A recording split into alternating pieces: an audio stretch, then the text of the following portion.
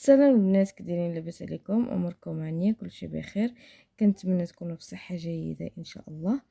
اليوم غادي نشارك معكم محبوبه الجماهير، حلوه الهلال اللي كتجي بنينه وهشيشه ما تشبعوش منها. مقاديرها بساط وغنديروها بطريقه سهله ما كتاخذش لينا بزاف ديال الوقت. ندوزو للمقادير وطريقه التحضير على بركه الله.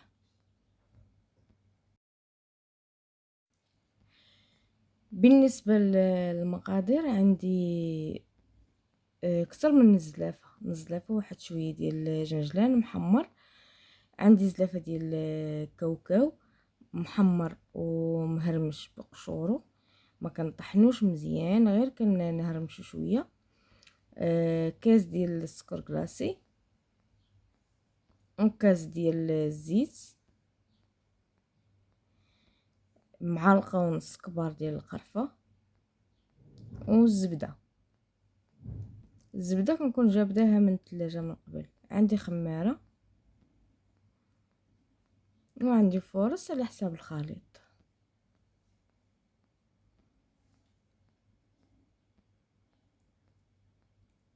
الجنجلان ما كنديروش صين ضروري، ما كن نهرمشو حتى هو واحد شويه، كنطحنو واحد شويه. انا كناخذ الهاشوار كندير فيه الزبده. الهاشوار يعني كما كنقولوا الله يعمرها دار، كتعاون بواحد درجه كبيره.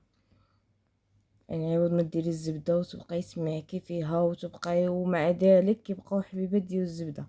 الهاشوار لا كطحنها لك كتخليها كريميه. كندير سكر كلاصي،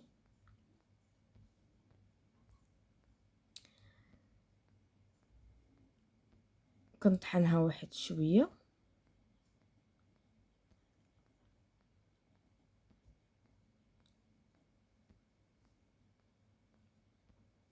بهذا الشكل، وكنزيد الزيت. هنا متبقاوش مفورسين عليها بزاف، غير طحنوا شويه وحبسوا، وكنحصلوا على هذا الشكل. شوفوا معايا كيفاش كتجي القوام ديالها، كيجي كريمي،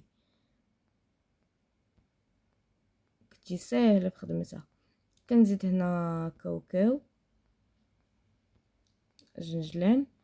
الجنجلان كيف ما قلت لكم حتى هو كيكون محمر باش يجي بنين، وكنهرمشو شويه.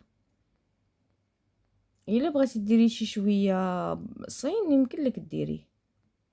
كنزيد القرفه وكنخلط هاد العناصر كامله،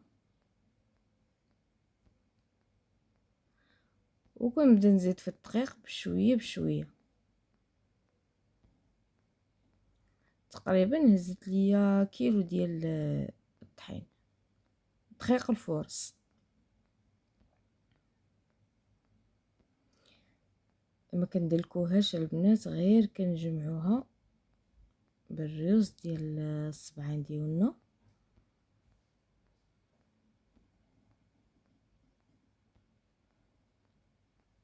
كنبقى نزيد الطحين بشويه بشويه. هنا زدت الخماره، يعني بعض المرات تقدر تهز لك كيلو، بعض المرات تقدر تهز لك قل.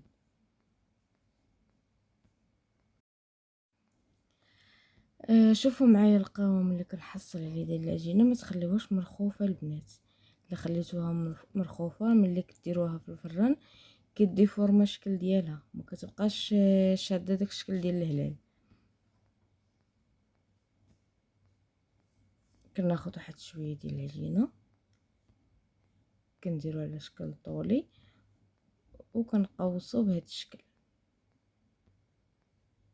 يمكن لك ديري هلاليات صغار او كبار او متوسطين على حساب الحجم اللي بغيتي.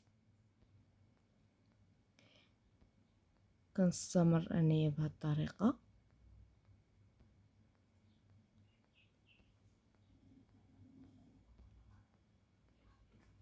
شوفوا معايا الشكل كيفاش كيجي. كتاخدي كويره ديال العجينه بهذا الشكل، بحال الغريبه، وكديريها بشكل طولي. كتحاولي تخليها غليظه من الوسط وترقيها من الجناب، وكتقوسيها وكتبركي عليها من الفوق باش تعطيك هذا الشكل. الا ما كانش كيعجبك هذا الشكل ديال الهلال او بغيتي تقسمي ديري نص هلال ونص صريبه، يمكن لك ديريها. الا كان عندك بحال هاد الطابع اللي كيخرج بحال هاد الشكل اللي غيبان لك في الصوره، يمكن لك تستعمليه وتحصلي هنا على جوج شكال من خليط واحد. المهم نكمل بهذه الطريقه، غادي نديرها كامله على شكل هلال، ونتلاقاو ان شاء الله ملي غادي طيب ونفندوها في السكر كلاصي.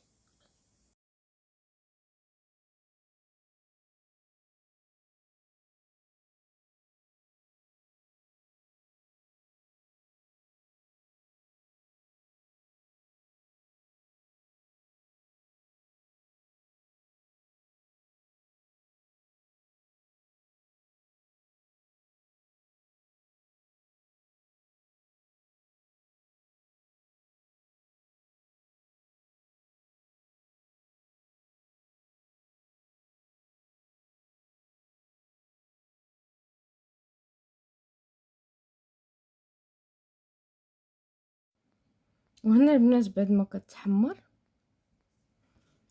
كنجبدها كنخليها تبرد واحد شويه، وكناخذ السكر كلاصي. السكر كلاصي ما كنديرش العادي، كندير سبيسيال الخاص ديال الحلوه، لان العادي ما كيشدش فيها. كنغربلو وكنفند فيه الحلوه ديالنا بهذا الشكل. كنمرمدوها مزيان باش يشد فيها السكر كلاصي. راه ما كتجيش حلوه بزاف حيت في العجينه درنا غير كاس ديال السكر كلاصي. وبالنسبه للبنات اللي ما يبغيوهاش تكون حلوه بزاف، ياخذوا غير واحد شويه ديال السكر كلاصي يديروا في الصفايه ورشوا عليها من الفوق. هي واخا كتفندها بحال هكا في السكر كلاصي راه ما كتجيش حلوه بزاف، كتجي الحلاوه ديالها عاديه. كنبقى مستمره بهذه الطريقه ونتلاقى معكم في الشكل النهائي ان شاء الله.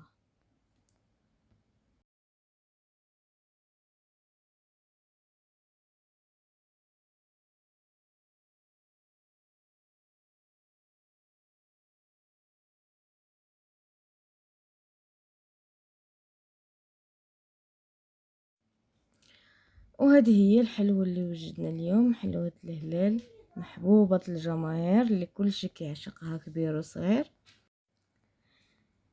كتجي بنينه مع كاوكاو كيكون محمر وجنجلان محمر والقرفه، كتجي النسمه ديالها يا سلام ما تشبعش منها. كنتمنى الفيديو اليوم ينال الاعجاب ديالكم.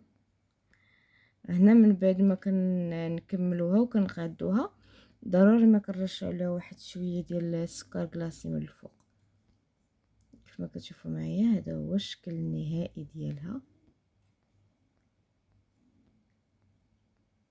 كتجي بنينه ومقرمشه. كنتمنى فيديو اليوم ينال الاعجاب ديالكم.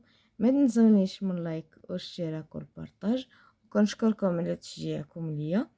نتلاقاو في فيديو جديد ان شاء الله. السلام عليكم.